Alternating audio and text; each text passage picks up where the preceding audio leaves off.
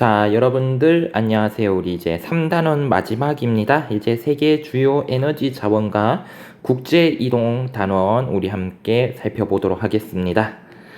자, 그래서 우리 이번 단원은 배울 건 딱 하나입니다. 무슨 자원이냐면 바로 세계의 주요 에너지 자원의 특징과 분포, 요거 하나에 대해서만 우리 살펴보도록 하겠습니다. 자, 그렇다면 바로 시작을 하도록 할게요. 세계 주요 에너지 자원의 특징과 분포에 대해서 살펴보겠는데요.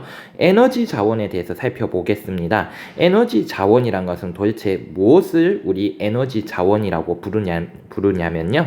인간의 생활, 그리고 경제 활동에 필요한 동력을 생산할 수 있는 자원을 에너지 자원이라고 부릅니다. 즉, 인간이 생활하고 그리고 경제 활동에 필요한 여러 가지 에너지들이 있잖아요. 이러한 에너지들을 생산할 수 있는 자원을 우리 에너지 자원이라고 부릅니다. 자, 그래서 우리 중요하게 두어야 될 것은 이 에너지 자원의 특성 3가지를 중요하게 알아두셔야 됩니다. 그래서 에너지 자원의 특성 3가지 우리 지금부터 알아보도록 할게요. 첫 번째는요, 가변성이라고 불리는 성질을 가지고 있습니다. 에너지 자원은 가변성이라는 성질을 가지고 있는데 이것은 무슨 뜻이냐면 자원은 그 가치가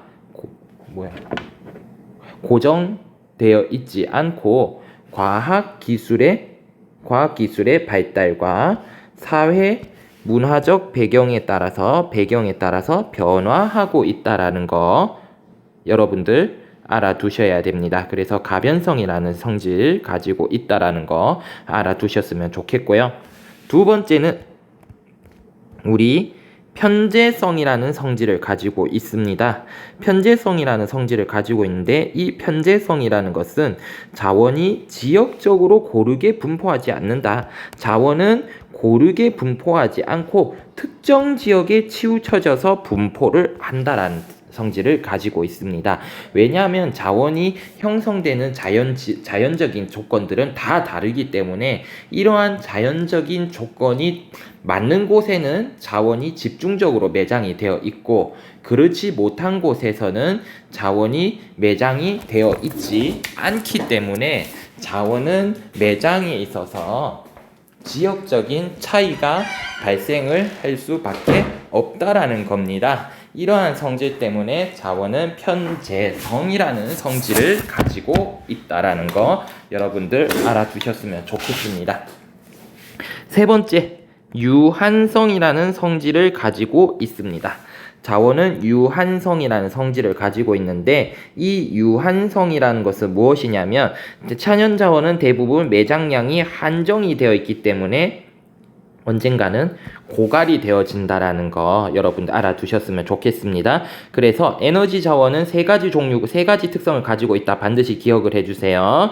바로 첫 번째, 과학기술 발달 및 사회문화적 배경 등에서 자원의 가치가 변화한다. 가변성 있고요. 두 번째, 자원은 지역적으로 고르게 분포하지 않고 특정 지역에 치우쳐져서 분포한다.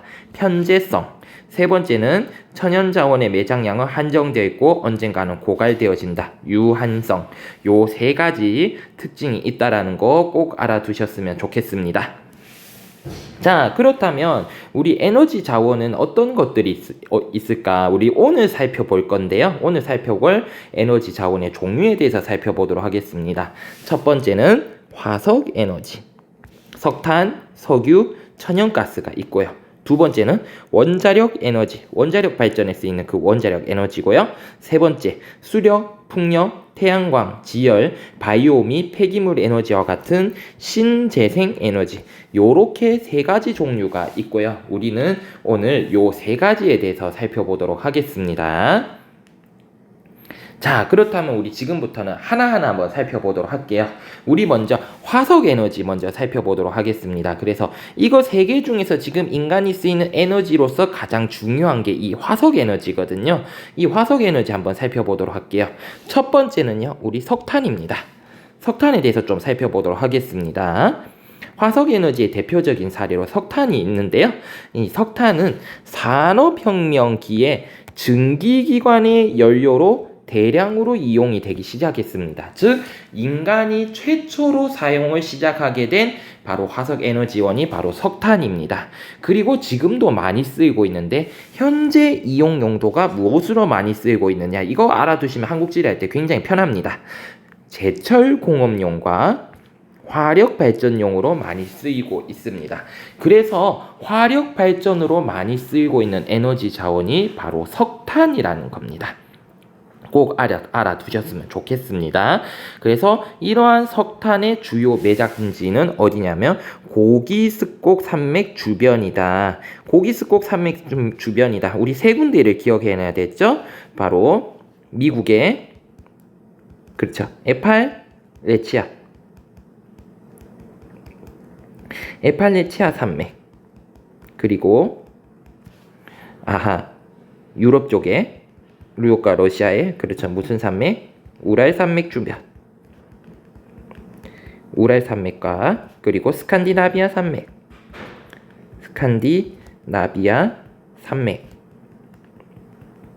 그리고 호주의 그렇죠. 그레이트 디바이딩 산맥. 요렇게 대표적인 산맥인데, 그렇다면 석탄 같은 경우 미국이라든지 유럽이라든지 호주에서 주로 많이 매장이 되어 있겠구나라는 거, 우리 좀 그러한 것들 앞에서 배웠던 것들을 조금 연결을 시켜가지고 여러분도 알아두셨으면 좋을 것 같습니다. 자, 그래서 석탄의 국제 이동 특성을 보시면요, 석탄은요 여러 지역에 비교적 고루 매장이 되어 있습니다. 이거 비교 대상이 있어요. 무엇과 비교하냐면 석유나 천연가스와 비교를 합니다. 석유 또는 천연가스와 비교를 해서 비교적 여러 지역에 골고루 매장이 되어 있더라. 그래서 석유나 천연가스보다는 국제 이동량이 어떠하더라? 적더라라는 거, 요거 꼭 좀 알아두셨으면 좋겠습니다. 석탄은 석유나 천연가스보다 국제 이동량이 적다. 그래서 주요 수출국들을 보시면 수출국, 수입국, 오스트레일리아, 호주, 인도네시아, 러시아 등에서 주로 수출하고, 수입국은 중국, 인도, 일본, 우리나라와 같은 주로 제철 산업이 발달한 국가들입니다. 그래서 큰 특징을 보시면 요런 호주에서 가장 큰 흐름을 보시면 요런 흐름이 나타나겠죠. 어떤 흐름이냐? 바로 호주라든지 인도네시아 같은 적도지방, 호주 요쪽에서 주로 어느 쪽으로? 우리나라 쪽으로. 여기가 호주, 인도네시아. 여기서 어디로? 주로 동부아시아 쪽으로 가는 흐름이 나타나고요. 그리고 어디? 여기 있는 그렇죠. 러시아에서 어느 대륙 쪽으로? 유럽 쪽으로 가게 되는 흐름의 화살표들이 나타나면 우리 무엇이라고 생각을 하냐면 바로 석탄이라는 거 이해를 해두시면 좋겠습니다. 그래서 석탄 생산량이 가장 많은 국가는 중국입니다. 중국, 여기 오스트레일리아 있네요. 오스트레일리아겠는데, 중국은 근데 석탄 수출 국가를 보시면 인도네시아, 오스트레일리아 이런 순으로 갑니다. 그래서 그러면 중국 같은 경우는 석탄을 생산을 많이 하지만 무엇을 의미하냐? 수출량에서는 보이지 않는다. 그렇죠. 석탄을 국내에서 많이 사용하고 있다라는 거 여러분들 알아두셨으면 좋겠습니다. 그래서 요런 포인트들 좀 알아두시면 여러분들 공부하시는 데 많은 도움이 될 것 같습니다. 그래서 생산량에서 1등은 중국, 수출량에서는 인도네시아와 오스트레일리아를 기억을 해두시면 좋을 것 같습니다. 석유에 관해서 우리 한번 살펴보도록 할게요. 석유는 석탄에 이어가지고 개발이 되어진 자원인데요. 19세기에 내연기관이 발명이 되면서 자동차의 보급이 확산이 되면서 수요가 급증을 하고 있더라. 석유가 그래서 현대 사회에서는 지금 가장 중요한 자원으로서 활용이 되어지고 있죠. 그래서 현재 이용 용도, 석유의 이용 용도는 다양하게 이용이 되어지고 있습니다. 우리 자동차와 같은 여러 가지 수송기관의 수송용 연료로서 사용이 되어지고 있고요. 그리고 우리 일상생활에 필요한 다양한 물건을 만드는 석유화 공업의 원료로 사용이 되어지고 있습니다. 그렇기 때문에 우리 일상생활 곳곳에 사용이 되어지고 있기 때문에 당연히 소비량이 많을 수밖에 없습니다. 그래서 세계, 요 말이 가장 중요해요. 세계 에너지 소비 구조에서 가장 높은 비중을 차지하고 있더라라는 거 꼭 좀 알아두셨으면 좋겠습니다. 그러면 석유의 주요 매장지, 요것도 특성이 중요한데 서남아시아의 페르시아만에서 전체 석유의 50% 정도가 매장이 되어 있습니다. 그렇다면 석유란 거 특징적인 페르시아만이란 곳에 위치를 찾아 거기서 집중적으로 매장이 되어 있다 하면 이 동네 시작점도 여기일 가능성이 높다라는 거겠죠.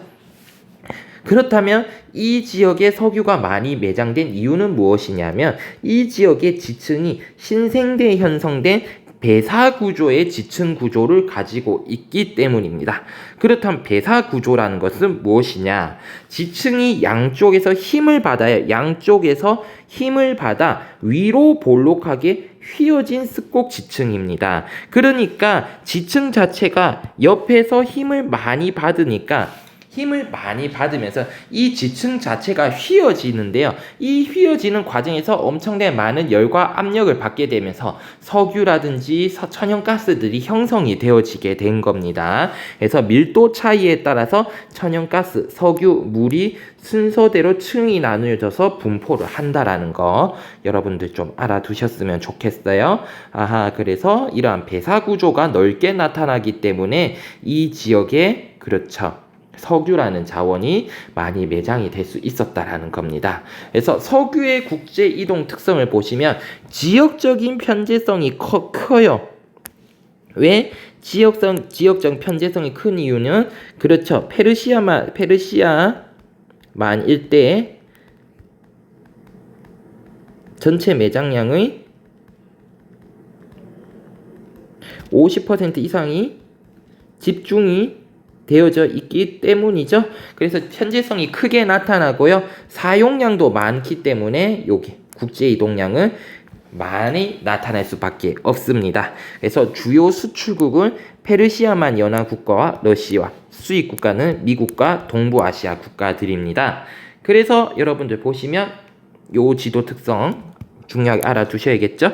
바로 페르시아만 일대에서 바로 동부아시아로 뻗어나가는 형태의 흐름이 나타난다. 그리고 러시아에서 유럽 쪽으로 페르시아만에서 에너지 소비량이 많은 무딘 동부아시아로 가거나 러시아 지역에서 유럽으로 가는 형태가 많이 나오면 이것은 석유의 이동을 나타낸 거구나 알아두셨으면 좋겠고요. 그래서 생산량 1등 사우디아라비아, 러시아, 미국 요런 순서대로 간다. 그리고 이란이 나와 있네요. 사우디아라비아, 이란 서남아시아, 페르시아만에 붙어있는 나라들이 나오면 석유다. 그리고 수출량도 보시면 사우디아라비아, 러시아, 이라크, 아랍에미리트 이런 나라들 있으면 수출량에서 이런 국가들이 보이면 우리 석유다라는 거 좀 알아두셨으면 좋겠습니다. 다음으로 넘어갈게요. 천연가스입니다. 천연가스 같은 경우에는요. 이게 가장 사용 기술이 가장 늦어졌어요. 왜? 가스니까 기체잖아요. 이 기체를 대량으로 운반할 수 있는 방법이 부족했기 때문에 천연가스가 상용화되어진 건 가장 최근의 이야기입니다. 바로 어떤 기술이냐면요. 이 기체인 천연가스를 얼려가지고 운반하는 냉동 액화 기술의 발달로 운반과 사용이 편리해지면서 수요가 급증해지게 되었다는 겁니다. 그러니까 이게 1970년인가 80년대 들어가지고 본격적으로 사용이 되어지기 시작합니다. 왜? 이때 바로 냉동 액화 기술이 발달했기 때문이거든요. 그래서 현재 이용 용도는 주로 어떤 산업용이라든지 가정용으로 많이 이용이 되어지고 있습니다. 자, 이러한 특징은 그래서 천연가스의 가장 큰 특징은 뭐냐면요. 그러면 왜 사람들이 천연가스를 이용을 하게 되냐면요. 석탄이란지 석유보다 연소 시의 대기 오염 배출량이 적은 특징을 가지고 있습니다. 그래서 주요 매장지를 보시면 신생대에 형성된 배사구조에서 석유와 함께 매장이 되어 있는 경우가 많습니다. 그렇기 때문에 석유가 나오는 곳에서는 천연가스도 함께 나오고요. 천연가스가 발견이 되는 곳에는 잠재적으로 석유가 매장되어 있을 가능성이 굉장히 높다라는 거 여러분들 알아두셨으면 좋겠어요. 그래서 천연가스의 국제 이동 특성을 보시면 러시아와 카스피해 인근, 미국 등에서 주로 채굴이 되어서 전 세계로 수송이 되어집니다. 근데 이 수송 방법이 조금 달라요. 러시아에서는 유럽으로 갑니다. 어떤 육상 파이프라인으로 주로 수송이 되어지고요. 그리고 서남 및 동남아시아에서는 동부아시아로 이동이 되어지는데요. 주로 어떤 형태? 해상 수송의 형태로서 주로 액화가스 수송선을 이용을 하는 특성을 보이고 있습니다. 그래서 석유보다는 조금 특징적인 게 어떤 거냐면 페르시아만과 그리고 이런 동남아시아 지역에서 동부아시아 지역으로 이동을 하고, 그리고 여기서는 어떤 이동? 바로 해상 이동을 하죠.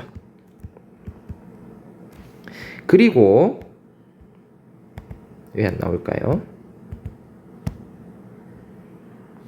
나와야 되는데. 그렇지. 그리고 러시아 쪽에서 유럽으로 육상 이동을 할 경우, 러시아에서 유럽으로 육상 이동을 하는 경우, 이러한 큰 특징들이 나오면 바로 우리가 천연가스구나라는 거 여러분 알아두셨으면 좋겠고, 생산량을 보시면 미국, 러시아, 이란 요런 국가들이 나오고, 수출량은 러시아, 카타르, 노르웨이, 캐나다 이런 나라들이 나오면 우리 천연가스구나라는 거 여러분들 좀 알아두셨으면 좋겠습니다. 패턴을 좀 알아두셨으면 좋을 것 같아요. 자, 우리 이제 넘어가도록 하겠습니다. 이제 원자력 발전 한번 알아보도록 할게요. 원자력 발전은요, 우라늄이나 플루토늄의 핵분열 시 발생하는 핵분열에서 발생하는 열 에너지를 이용해서 전력을 생산하는 방식입니다. 자, 그래서 이 원자력 발전의 가장 큰 특징이 1번이 중요합니다. 적은 연료로 많은 양의 전력을 생산하게 됩니다. 그래서 전력 생산의 효율성이 높다라는 특징을 가지고 있어요. 그리고 당연히 얘들은요, 태우는 게 아니야. 이러한 태우는 게 아니기 때문에 당연히 대기오염 배출 물질도 대기오염 물질을 적게 배출한다. 그래서 현재로서는 가장 현실적으로 탄소 배출량을 줄일 수 있는 방안이기도 합니다. 현실적으로 봤을 때. 하지만 방사능 유출 사고 위험과 방사성 폐기물 처리 등의 문제점이 있기 때문에 선뜻 사용하기가 어렵다라는 문제점이 있습니다. 그래서 보시면 원자력의 국가별 소비량 비중을 보시면 미국이라든지 프랑스, 중국, 러시아, 우리나라와 같이 과학기술이 발달한 대체적인 선진국 국가에서 많이 사용되어진다는 거 우리가 확인할 수 있고요. 그래서 국가별 전력 생산에서 원자력이 차지하는 비중, 프랑스, 우크라이나, 스웨덴, 우리나라, 영국, 미국, 러시아, 캐나다, 주로 어떤 나라들? 주로 선진국에서 많이 사용이 되어지는 것을 우리 관찰할 수가 있습니다. 그래서 원자력 발전은 주로 그렇죠.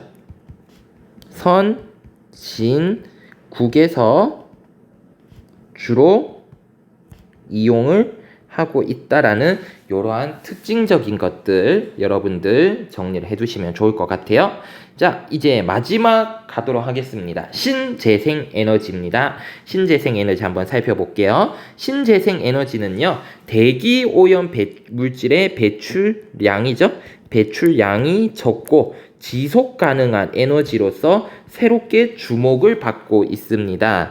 그래서 특징을 보시면, 근데 에너지 효율성이 낮고요, 지역별 소규모 발전이 이루어지기 때문에 얘는 경제성이 낮다라는 특징을 보입니다. 그게 다 좋은데 환경에 좋고 한데 경제성이 낮다. 그렇기 때문에 에너지 효율도 낮고, 에너지 효율이 낮다는 것은 많은 전기를 생산하기 위해서 더 많은 자본이 투입이 되어져야, 시설이라든지 이런 것들 하기 위해서 많은 돈이 투입이 되어져야 된다는 거죠. 이러한 점 때문에 경제성이 낮다. 그래서 선뜻 이용하기가 힘들다라는 단점을 가지고 있습니다. 하지만 이러한 단점에도 불구하고 최근에 기술의 발달로 인해서 생산 및 소비 비중이 증가하고 있더라라는 거 알아두셨으면 좋겠습니다. 자, 그래서 신재생 에너지의 종류는 크게 요렇게 우리 선생님 학습지에 정리를 해놨죠. 수력. 연강수량이 많고, 수력이죠. 첫 번째 수력. 연강수량이 많고 큰 강이 흘러 유량이 풍부하거나 높은 산지, 유량이 풍부. 두 번째, 높은 산지가 있어 낙차 확보에 유리한 지역. 그리고 빙하가 있어서 빙하에서 녹음물이 흘러내리는 지역이 수력 발전에 유리합니다. 그래서 대표적으로 브라질, 노르웨이, 아이슬란드, 그리고 중국 이런 데서가 주로 유리해요.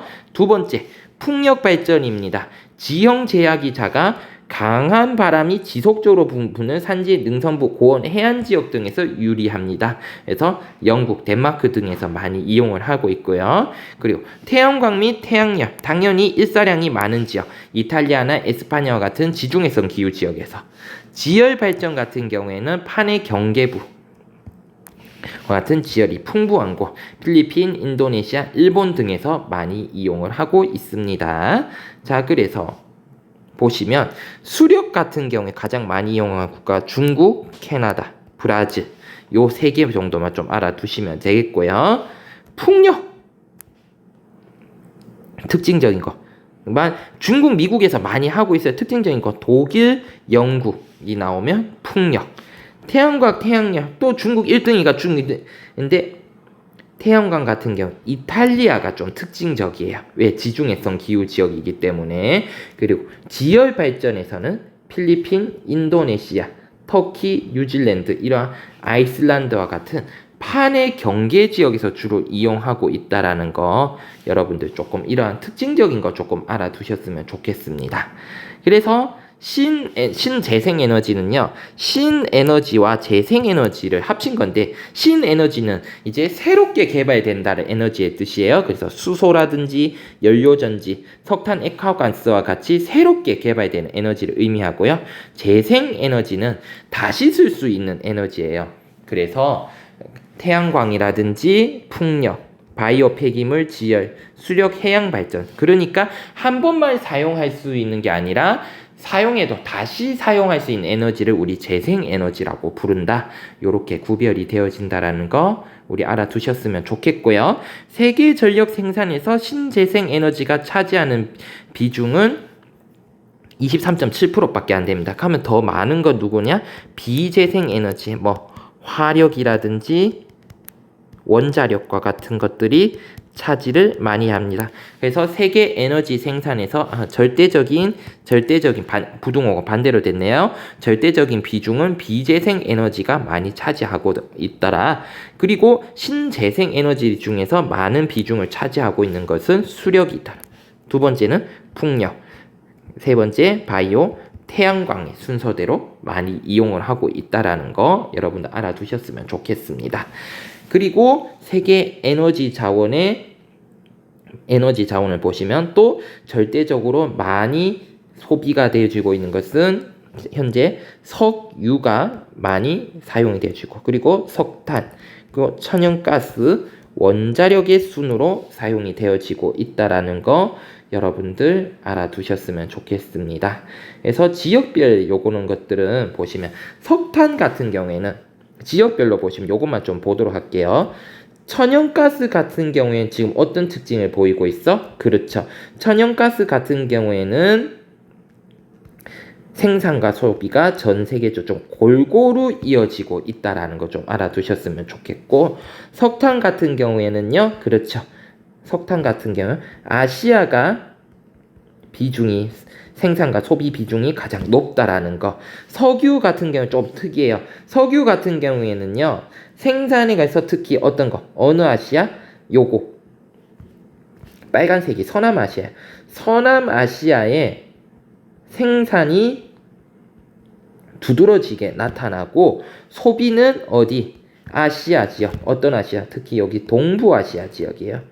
동부아시아 및 오세아니아 지역에서 소비 비중이 높게 나타난다라는 거. 이러한 것들 여러분들 좀 알아두셨으면 좋겠습니다. 그래서 석탄도 마찬가지겠죠? 동부아시아, 동부 및 동남아시아 지역에서 생산과 소비가 많이 이루어지는 좀 특징적인 것들 알아두셨으면 좋겠습니다. 자, 그래서 오늘 수업은 여기에서 마치도록 하겠습니다. 모두 긴 시간 동안 수고 많으셨습니다. 우리 수업 시간에 뵐게요.